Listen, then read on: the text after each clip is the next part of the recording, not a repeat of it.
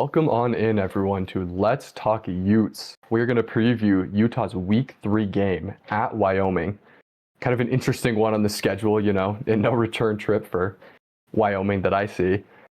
Landon, start us off. What are your thoughts here on this matchup going to Wyoming? Yeah, I mean, it should be interesting. I'll get it out of the way immediately. The elephant in the room. Anytime you go to Wyoming, weird things have been known to happen there. Power 4, Power 5 teams have been known to lose at Wyoming, but I don't think this year this Wyoming team is as much of a threat as past ones have been. They went 3-9 last season. They have started out 2-0 this season, but they haven't really played, any great competition yet. So I think that their team is still pretty unknown. But yeah, I mean, Utah's had a super promising week 1 and 2. I'll be super interested to see if Utah's offense and defense can continue to look dominant and stay hot week 3 at Wyoming. I mean, the second year for the coaching staff for Wyoming, it's after a really, really bad, 2024. It's off to a better start, but I mean, could be the beginning of the downfall. They have some pretty good teams after Utah, so we'll see what happens. But I'm not really super concerned about this game. Utah just looks like a team that's going to go out there and prove a point again and keep the offense rolling. That's the one thing I'm looking for. Is just let's continue to put up some points. Let's not slow down. I mean, we got week 4 is going to come up with Texas Tech, and we got to make sure we're still a fine, well-oiled machine. And this is a great game. I mean, Wyoming's not great, but they're a team that they're not it's not an FCS team. We can't just be super sloppy and kind of not be ready to play, because they could surprise you. I don't think it's going to be that case, but it's like that perfect middle ground. Yeah, I totally agree with what both of you have said. I think Wyoming has looked okay against, pretty bad competition.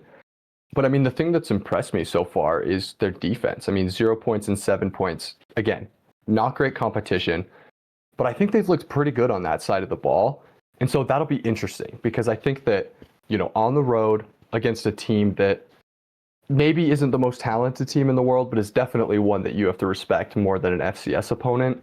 That's interesting to me. And I think that's the right stepping stone up to that week 4 Texas Tech game that I think everybody has circled for Utah. Yeah, I'm right there with you, because it's a game where you don't have to completely sell out, tons of focus. You don't open up the whole playbook to win this one. But at the same time, it's you're going to be used to playing a team that actually, you have to try against. You need to show up and play to win this game. This is not a gimme. And so, yeah, I think that's perfect. But one matchup I want to highlight just going into this, and I think this is going to be a recurring theme pretty much every week. Can Wyoming stop Utah's rushing attack? Because I think that's going to be very tough to do. Right now, looking at the schedule, Texas Tech is the only team I'm really kind of worried about being able to stop Utah's rushing attack. With having such a good rush game, I think it's going to be tough for Wyoming to play defense in this one. They're going to have to sell out to stop the run, I'd imagine. I'd be pretty shocked if they're able to stop it with an even box, and I'd be pretty shocked if they can get pressure in the passing game with 4 linemen. But that's just something to monitor, because it remains to be seen. It seems like UCLA's defense is not very good. I think we can say that at this point. They're not very good. Wyoming could be on a similar tier, top end, maybe better than UCLA defensively. So that's something I'm going to be monitoring, seeing how that Utah run game looks. Yeah, I mean, the better of their 2 opponents, if you could say that, in Akron. They didn't score their first touchdown until 4 minutes into the fourth quarter. 4 minutes left in the fourth quarter.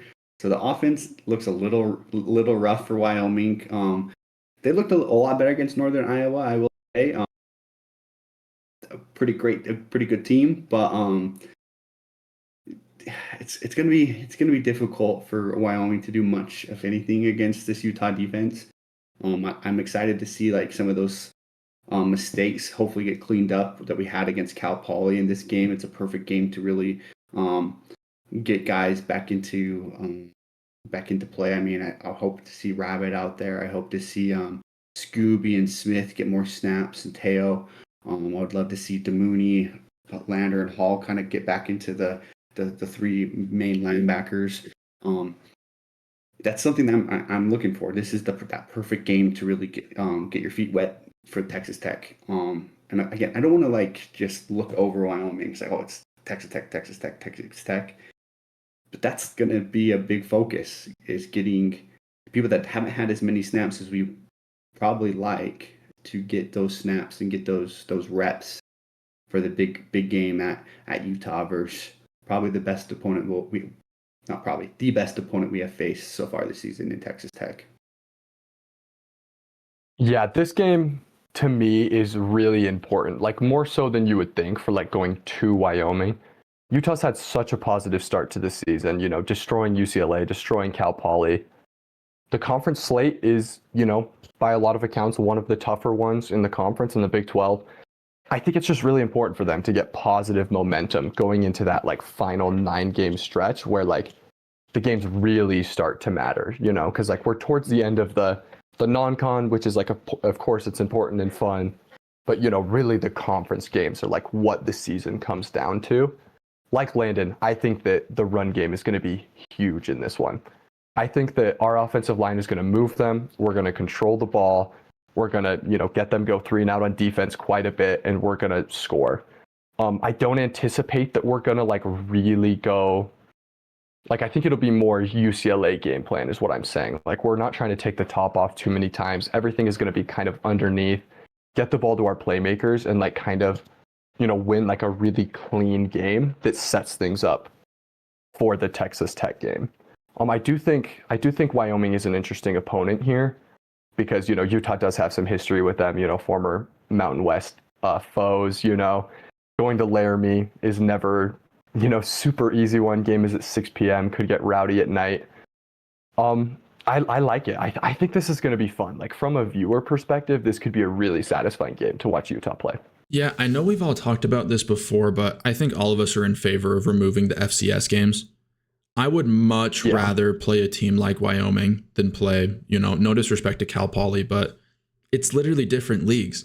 What other sport do you genuinely play a team from a different league than you are in? Yeah. It doesn't make any sense. So I enjoy a game like against Wyoming much more. I just think that it's a much better match. It's more competitive, much more satisfying when your team plays well. So I'm very excited for this Wyoming game.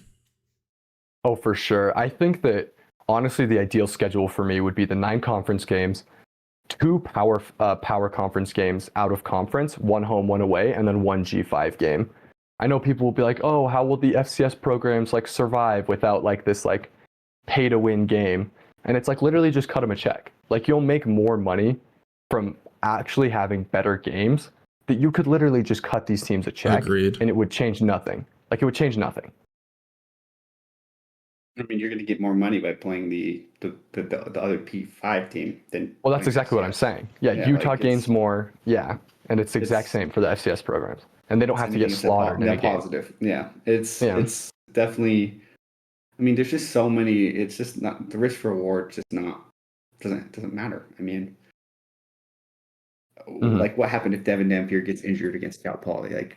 Like you just paid Cal Poly $500,000 to come injure your starting quarterback and derail your season. That's horrible. Yeah, we never want that to happen to any team. And so I completely agree with your take on that. It's more meaningful games is definitely what we need in college football. With the Wyoming game again, like going back to that, I want to see how this defense can kind of change my perspective on them. I was really hoping to see a lot more aggression throughout the season so far, and maybe it just could just be the teams we're playing. It's just been kind of an easy, dominant path so far. I would love to see this team go for a little bit more, just more sacks, more turnovers, create some more hectic plays. Maybe that's in turn why we're giving up some of these bigger plays, is because we're trying to go for those. I don't know, but that's something I want to look for in this game, is kind of see like this Utah defense under Morgan Scalley like really turn up the notch and prepare for the conference games while kind of putting Wyoming in front of us and taking care of business. Yeah, I think one thing that I'm looking for is for Utah to just play a clean game against Wyoming. You know, cut back on the penalties. continue the streak, no turnovers, generate a couple turnovers, just a clean game where everything seems to be clicking, I think is what a lot of Utah fans are hoping we can see against Wyoming. Yeah, I think that looking at Utah's defense versus Wyoming's offense, they're strong through the middle of the line, tons of returning starts at both guard spots and center. And then also they have a receiver that's been pretty productive, Durr Jr., 244 yards, 2 touchdowns so far this season. And Anderson, their quarterback, has thrown for 427 yards, so decent total there.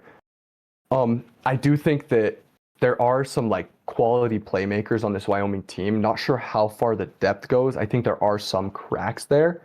I'm interested to see how our inexperienced defensive tackles go up against their experienced linemen in the middle, because I don't think UCLA or Cal Poly really gave us that challenge yet, because they didn't have even as much experience as these Wyoming guys do, albeit at a different level than UCLA.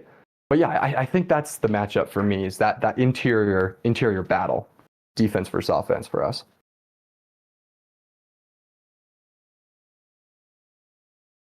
Yeah, I mean, moving into predictions, are you guys ready? To predict what you think the score will be, how much Wyoming will win by, that kind of stuff? Yeah. Yeah. Classic. Well, I can start it out. I think that this will be a good game. I think Utah will stay pretty hot. I'm going to predict Utah winning 38-7 this game. So pretty dominant. But I kind of see this game going that way. I think Wyoming gets a touchdown. I could also see a 38-3 or 38-6 type game. But I think Utah falls just short of 40 points. I don't think that they're going to want to really show anything before Texas Tech, with that being next week. I think they're just going to run the ball, truthfully, and just get up enough to win. Yeah, totally agree. My Utah score was the exact same. I had Utah 38, Wyoming 13. Game ball to Wayshawn Parker. I think we're going to lean heavily on the run. I bet you Wayshawn goes, for the first time this season, over 100 on the ground. I think he's going to have 2 touchdowns, and game ball Wayshawn Parker. I have Utah winning 45-3. I do think Dominant. there'll be a defensive touchdown in there, whether score a pick six, something like that, or maybe even some special teams play. I don't know. I think there's going to be a touchdown now that will bump us into that 40 points range, and then some field goals, obviously.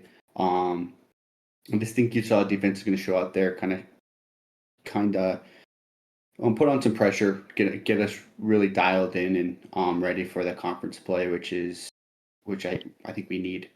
And then game ball, I like that idea. I'm going to give it to I'm going to get to Teo. I think he'll create some havoc. I think he'll be the defensive touchdown. That's my guess.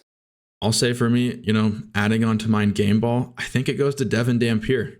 I think this is the day. I think he has 5 touchdowns. I think he accounts for every touchdown for the game, either running or passing. It makes sense. He could play the whole game. It totally makes sense. Mm-hmm.